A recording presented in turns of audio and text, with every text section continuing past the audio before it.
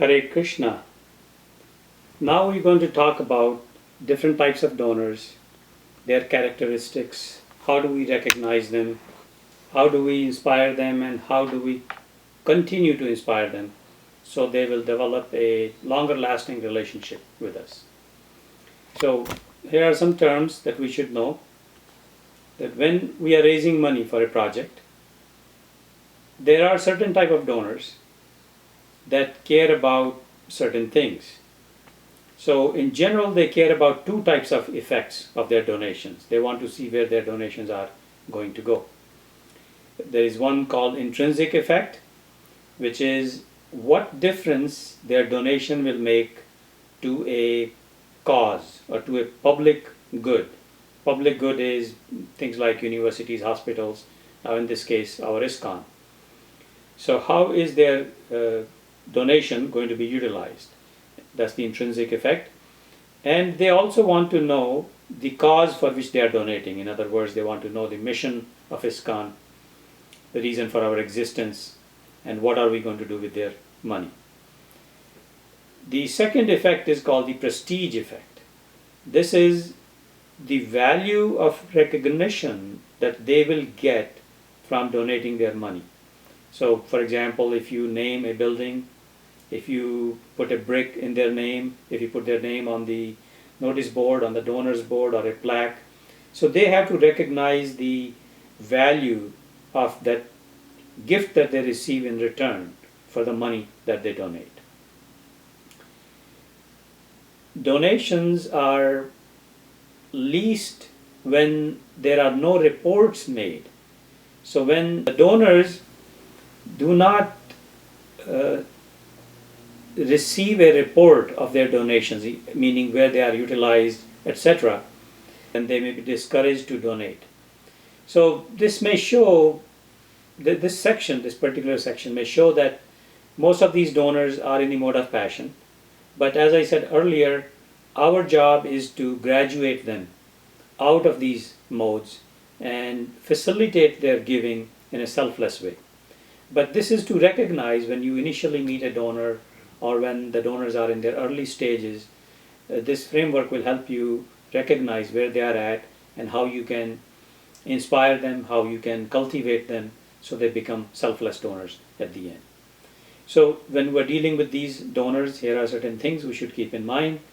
When we do not make any reports in terms of where the money was spent, or when we do not put their names on the notice board, etc., then they may not be inspired to give as much. And as I said earlier, the amount of donation equals the degree or value of the prestige that they attach to the recognition that they get from giving their donation. When gifts are reported by categories, for example, if you say that gold color sponsor, anybody who gives in this range of $501 to $751 or $750, in that category, donations in that category, they will qualify a gold color sponsor for Janmashtami, for example. And those who give $751 to $1,000, they'll qualify for a platinum kalash. The tendency is that they would like to enter the highest possible category by giving the minimum lower amount of that category. But the good news is that over a period of time, they would like to jump to the next category, the next higher category. For example, they may be giving for gold kalash for a long time, and then they want to graduate to the platinum category. So this increases the overall giving, even though one might think that when we put categories in there, people are paying the minimum lower amount to enter that category. But over time, you will see that their overall giving increases. Further, because of the desire for status, we notice that there are hardly any anonymous donors of major gifts. And this is true even in ISKCON, even though we all understand that the charity can be given in different modes, and giving it for a recognition or giving it for our name on the board or on the plaque is in the mode of passion, but still we rarely see anonymous gifts. So something to keep in mind. Okay, so that's about the prestige effect. Next is about signaling. Signaling is when we want to signal to our donors as to where we are at in terms of raising funds. So signaling may be desirable, may not be desirable. If we are seeking leadership gifts, which are called the seed sponsors, for a major campaign, then it may be desirable to signal. For example, when we signal that we have received a major donor, which is what happened in the case of TOVP, we got one big donor for $25 million. Then we wanted to promote, we wanted to announce that gift. Or when we got a few major gifts, we wanted to announce that. And that reveals that the organization has integrity, that people value what we do. It helps to reveal the quality of the organization. And it also inspires other prospects to contribute. It may not be desirable in situations when we are dealing with a different type of donor called the impact donors. We'll get to that in a little bit. But just back to the leadership gifts, the 80-20 rule roughly applies in this category, which means that 20% of your donors will give you 80% of the funds that you need for that drive. So these are guidelines. It's not exactly 20%, but the rule comes from an Italian economist, Pareto. It's called the Pareto principle. The range may be anywhere from 60 to 80% of your donations come from anywhere from 5 to 20% of your donors. And then on the other side, about 20 to 40% of your donations will come from the remaining almost 80% of your donors. But in ISKCON, as you know, Bhaktivinoda Thakur went door to door and he wanted everybody to participate. So like that we may have campaigns. It's similar, I heard similar pitch for TOVP, that we want everybody to contribute. But still, TOVP also seems to be following this 80-20 principle. When they went on the road, when they went public, they had acquired some significant leadership gifts and some seed sponsors, and that inspired other prospects to contribute. Even now when they are going from temple to temple, they start at the top and they, for example, the platinum sponsor, gold sponsor, the silver coin sponsor, and then they go down to the bricks. So now let's talk about the impact donors. What kind of donors are they? And then we'll talk about the warm glow donors next.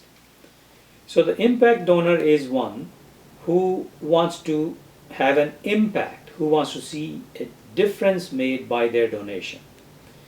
So this kind of a donor is motivated to be either the first donor or the last donor. And he doesn't mind whether he's the first or the last, as long as his donation or her donation makes a significant impact on the campaign. Significant impact on the campaign. So contributions from such donors, they are expected to be the largest when donors are not informed of how much other donors have given. When the seed proportion or the leadership portion of a major campaign that we talked about, when that approaches 100%, it is also seen that response from donors becomes lower because they think, oh, they have almost raised the money that they need. And that process is called free riding.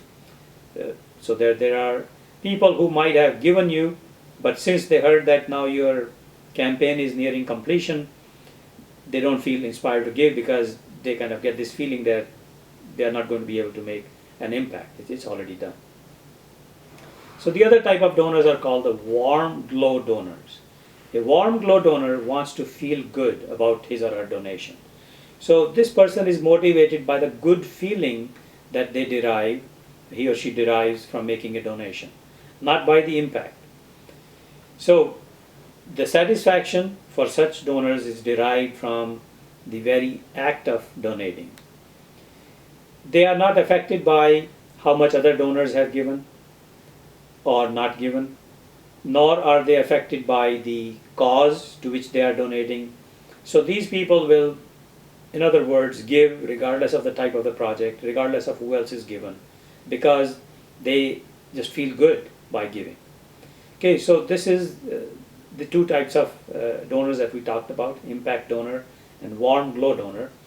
Now here is another scenario. It is called the co-orientation model. So what's happening here in this case, as you see in the diagram, is that we have a fundraiser and we have a donor, and there is a fundraising opportunity, X. So when the fundraiser makes a pitch to the donor, when the donor has a positive relationship with the fundraiser, we have a donor on this side, fundraiser, and the fundraising opportunity. So when you are fired up, when you are inspired by a project, when you are behind a project, and you have a good relationship with this donor, and you are able to convey that good feeling that you have about that project, and there is a buy-in from the donor will develop a positive feeling about the opportunity because of his or her relationship with you. Or the other scenario is the donor, because of the fundraising opportunity, or because of not having faith in the fundraising opportunity, or because of not being inspired by the fundraising opportunity, he might develop a negative feeling towards you as the fundraiser. So this basically, the three parts of this model, the three parts of this system, they reach an equilibrium. So the donor develops a good feeling about the fundraising opportunity because of his relationship with the fundraiser, and then there is an equilibrium is reached. The donation is made, the gift is made. Or the donor will develop a negative feeling about the fundraiser, not about the fundraising opportunity. He's not even attracted by that. He develops a negative feeling about you, and the relationship is snapped, and then another type of equilibrium is reached, and all three are kind of independent, in an independent state. So what's the lesson from this co-orientation model? This model supports the importance of building and maintaining strong relationships with our donors. When we have a strong relationship with our donor, we will be able to inspire them about a giving opportunity, and will be able to inculcate this positive feeling about the fundraising opportunity in them, and then donor will, as a result, feel good about giving, and their relationship with you will be further enhanced. Thank you very much. Hare Krishna.